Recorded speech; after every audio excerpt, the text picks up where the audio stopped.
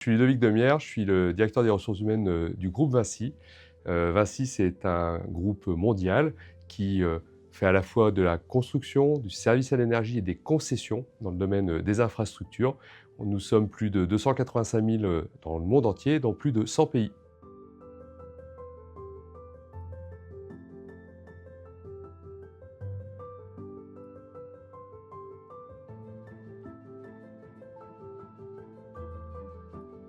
Alors la santé mentale, c'est un sujet qui est encore un peu tabou, à la fois tabou dans les entreprises, mais aussi tabou pour les collaborateurs. Ce sujet, il est parfois mal perçu parce qu'on confond santé mentale et maladie mentale.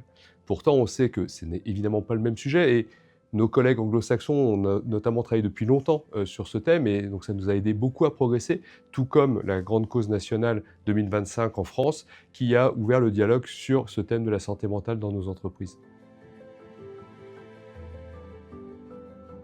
C'est un sujet pour nous, chez Vinci, qui est très important au sujet de la sécurité et de la santé de nos collaborateurs. Quand on fait nos enquêtes sur les accidents graves ou les accidents mortels qu'on a encore malheureusement chez Vinci, on se rend compte que dans au moins un cas sur deux, une des causes racines a une origine dans la santé mentale.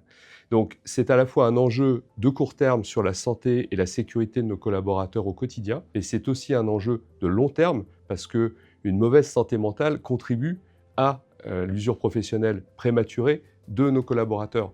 Et donc, dans un monde où on va devoir travailler plus longtemps, la santé mentale est clé également. Nos entreprises sur le terrain ont mis en place de nombreuses actions. Ça va de la sensibilisation, évidemment à la formation des managers, mais aussi à la formation de secouristes en santé mentale, que ce soit évidemment en France, mais aussi dans beaucoup de pays où c'était déjà des choses qui étaient faites depuis de nombreuses années. Par exemple, dans le secteur de la construction, en France, on déploie dans certaines de nos sociétés Olivia, qui est notre partenaire pour sensibiliser, former et accompagner nos collaborateurs dans le domaine de la santé mentale. C'est aussi avec Olivia qu'on a formé des secouristes en santé mentale pour pouvoir répondre au plus près des besoins de nos collaborateurs au sujet de la santé mentale. La difficulté quand on met en place des actions sur la santé mentale, c'est de mesurer leur impact. Là où on a mis en place Olivia, on a le tableau de bord, le baromètre qui nous permet de mesurer la dynamique qui se met en place grâce aux actions menées. Ce que je peux vous dire, c'est qu'il y a une dynamique vraiment positive qui se met en place et je vous donne rendez-vous dans quelques semaines ou quelques mois plutôt pour vous en dire plus. Quand on s'occupe de ressources humaines, on cherche avant tout à s'occuper de la santé, de la sécurité et du bien-être de ses collaborateurs. Le sujet de la santé mentale pouvait paraître comme quelque chose de pas connecté à notre métier, qui devait être fait par d'autres ou qui était peut-être même pas identifié comme faisant partie du champ des ressources humaines. Pourtant, depuis qu'on s'en occupe, on est tous maintenant convaincus que ça fait partie du métier des ressources humaines et que ça contribue globalement au bien-être de nos collaborateurs et à la performance de l'entreprise. Je crois qu'on a été dans les premières entreprises à vraiment s'en occuper et à vraiment mettre des moyens pour développer la prise en charge de ce sujet dans nos entreprises et on est particulièrement fiers de ça.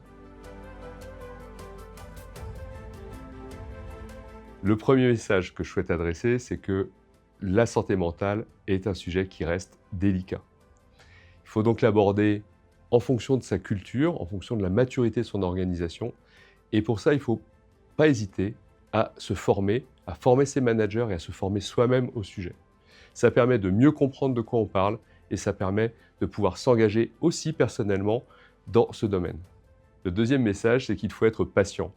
Le sujet de la santé mentale est parfois difficile à appréhender. Il faut prendre du temps pour dialoguer, pour travailler ce sujet au sein de l'entreprise, entre les managers, avec les collaborateurs. Donc, prenez votre temps, faites-le avec votre style et surtout ne vous découragez pas.